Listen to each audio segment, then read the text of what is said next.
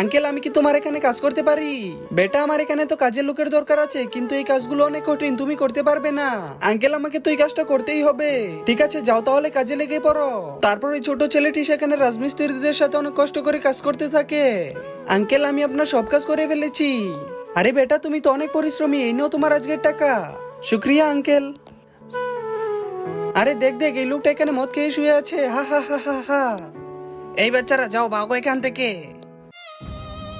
পাপা, এই নো টাকা। আরে বেটা, এখানে তো মাত্র কয়েকটাই টাকা আছে। পাপা, এখন আমি আবার কাজে গেলাম, আমি তোমাকে আরো টাকা এনে দেবো। হে হে, এখন তো আমি এই টাকা দিয়ে আরেক বোতল মদ কিনে আনবো।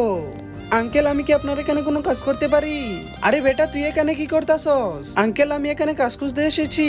আরে বেটা, তুই তো এইমাত্রই আমার এখান থেকে কাজ করে বাড়িতে গেলি। তোর টাকার এমন কি দরকার যে তুই সারাদিন ধরেই কাজ করতাছস? আঙ্কেল, আমার অনেক টাকার দরকার, যাতে আমি ওই টাকাগুলো দিয়ে আমার বাবার টেনশন দূর করতে পারি। নেক্সট পার্টের জন্য লাইক আর সাবস্ক্রাইব করে কমেন্টে পার্ট 2 লিখে যাও।